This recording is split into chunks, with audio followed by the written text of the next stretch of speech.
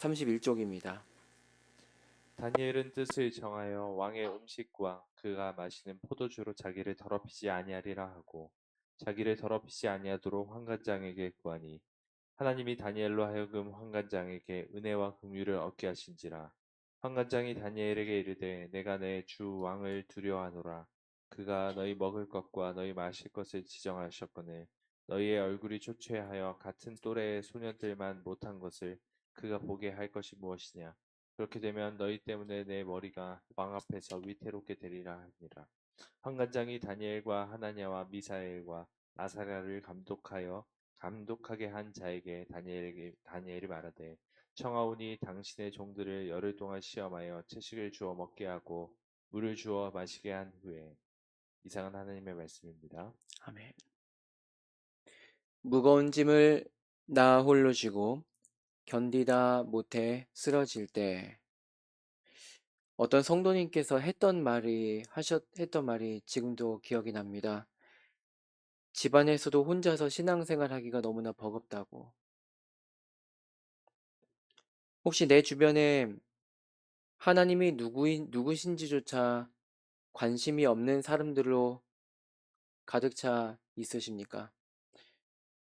혼자서 신앙생활 하는 것 같고, 또 그렇게 혼자서 신앙생활 하면서 어떻게 신앙생활을 계속할 수 있을까 버거울 때가 혹시 있으십니까?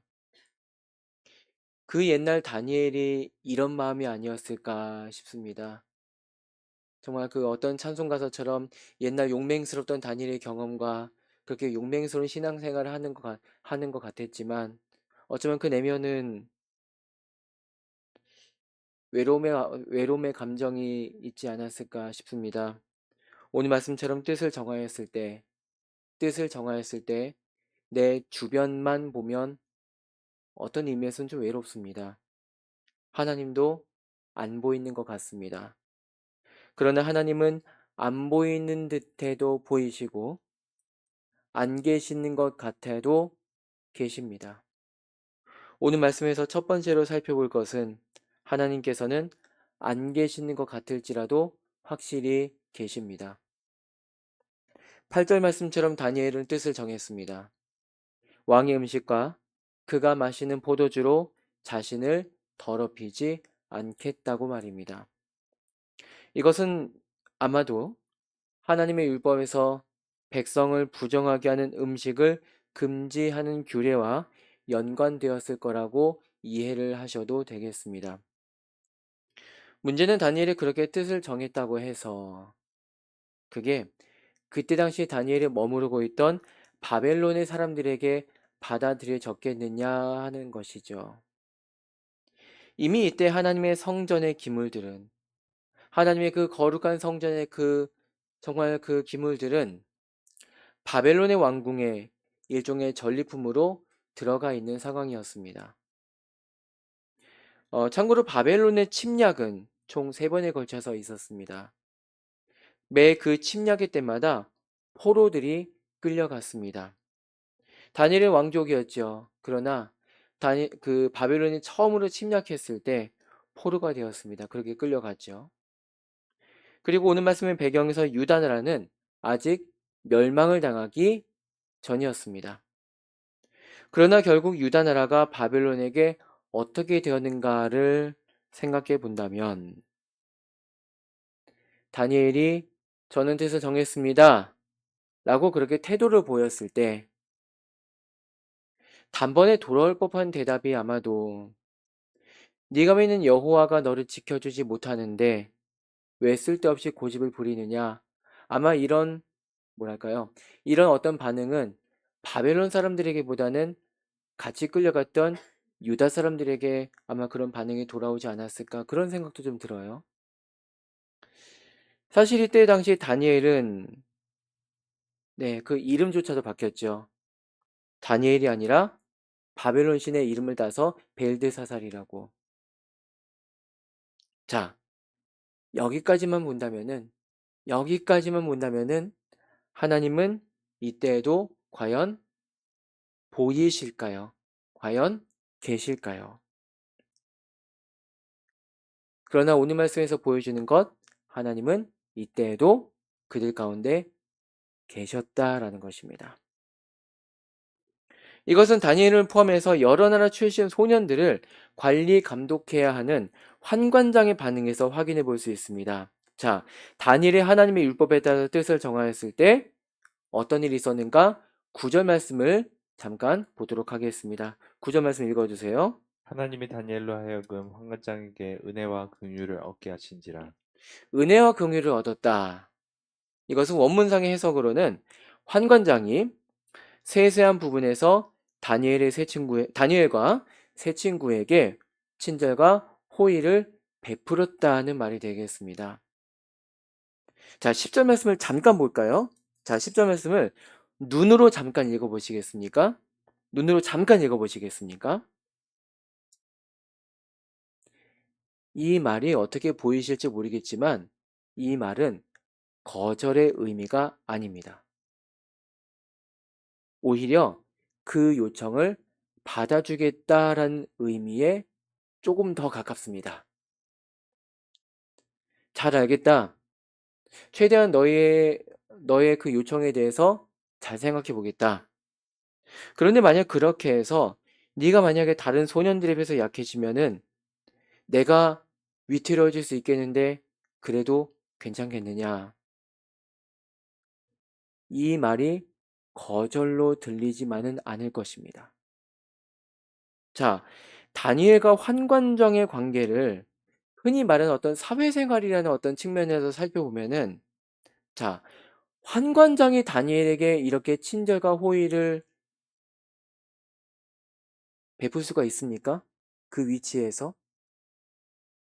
자, 환관장의 자리가 자기 맘대로 은혜와 긍휼을 베풀어 줄 자리는 아닙니다. 환관장의 자리는 자기 윗사람이 그 뭐라고 해야 될까요? 그 윗사람이 명령을 내리는 것을 그대로 되도록 해야 하는 자리 그런 거죠. 네. 그런 게 환관장이 다니엘에게 은혜와 긍휼을 베풀었다.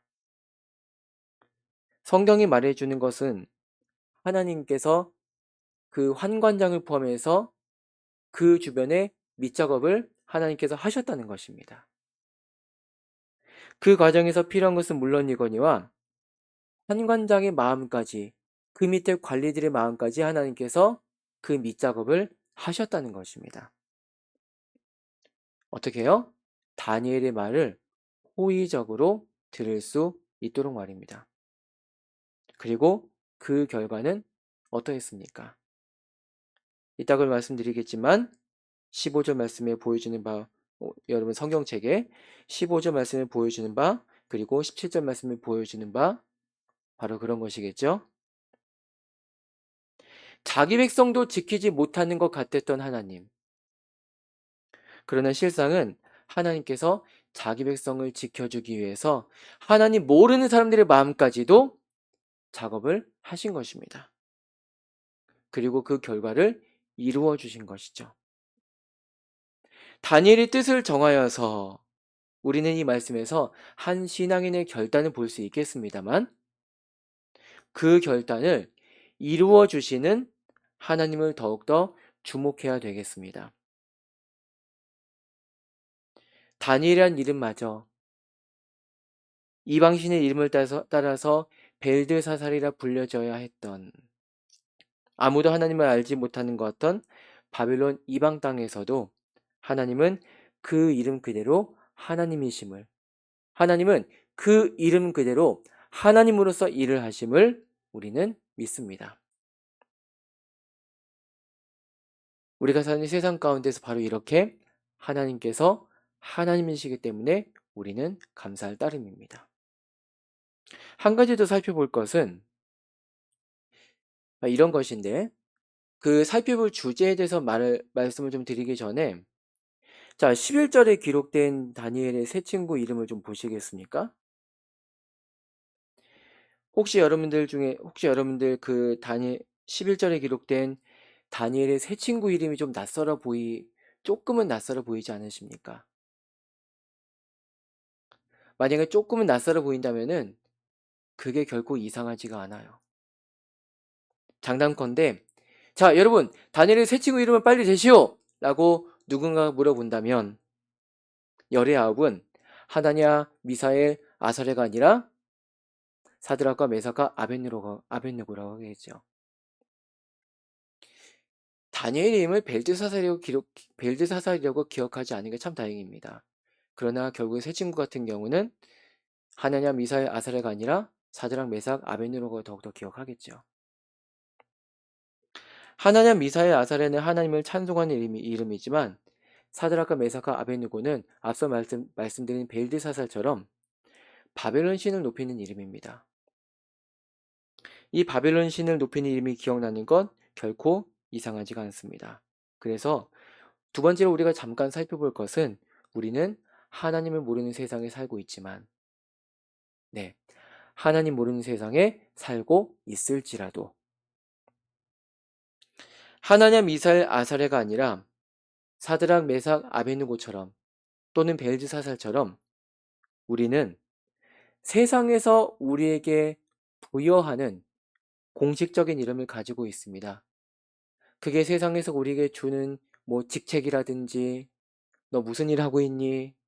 뭐 그런 것일 것입니다. 하나님 백성다운 이름은 교회 갈 때나 가끔씩 쓰는 것 같습니다. 세상의 틈바구니 안에서 하나님 백성으로 살아가는 방법. 12절을 보시면은 잠깐 보시면은 이게 다니엘의 최선이 아니었을까 싶어요. 어쩌면 여기서 다니엘은 선포했습니다. 뭐 뜻을 정해서 선포했습니다. 이런 느낌은 별로 들지 않을지도 모르겠습니다. 오히려 부탁을 했죠. 부탁하는 게 최선이었습니다. 그러나 여기서 볼 것은 다니엘은 자기가 할 수 있는 대로 최선을 다했다는 것입니다. 자, 솔직히 말해서 다니엘이 그렇게 최선 다하지 않고 하나님 아시지 않습니까? 라고 말하면서 왕이 내려든 그 음식을 먹는 게 훨씬 쉽습니다. 세상 사람들이 알아듣고 이해할 수 있게 하나님을 뚜렷하게 보여주는 것이 성도의 사명이지만 결코 넓은 길은 아닙니다. 다니엘은 비록, 네, 새 친구도 마찬가지죠. 그가 살아가는 낯선 이방 땅에서 그 이방 세상이 원하는 대로 이름을 가졌지만 세상이 하나님을 알도록, 오히려 그 세상이 하나님을 알도록 자기가 할 수 있는 방법대로 최선을 다한 것입니다. 그게 오늘 말씀에서 보여주는 것이고 오늘 말씀에서 우리에게 적용시켜주는 성도가 세상 가운데 이렇게 행해야 되는 그런 사명인 것입니다. 그리고 우리 같은 그 성도가 세상 가운데서도 세상이 하나님을 알도록 내가 할 수 있는 최선을 다할 때 하나님은 일하십니다. 그 결과는 다른 소년들보다 더 윤택해졌다는 것이고, 그리고 모든 서적을 깨닫게 하시고 지혜를 주셔서 탁월하게 되었다는 것입니다. 자, 뜻을 정했다는 건 무엇일까요? 다른 게 아닙니다. 하나님 백성대로 사는 것입니다. 하나님 말씀대로 사는 것입니다. 비록 세상이 하나님을 알지 못할지라도 세상의 그 크고 작은 모든 것이 어쩌면 지금 세상이라고 이렇게 거창하게 말씀드렸지만 세상 중에는 내 가족도 있죠. 내 친척도 있죠. 내 동료도 있죠. 또 누가 있을까요? 세상이 하나님을 알도록 내가 할 수 있는 방법 가운데서 최선을 다하는 것입니다. 그렇게 성도로 살아가며 성도로 예배하는 삶을 살아갈 때 하나님은 안 계시는 것 같아도 계시고 일하지 않으시는 것 같아도 일하시는 줄을 우리는 믿습니다. 기도하겠습니다.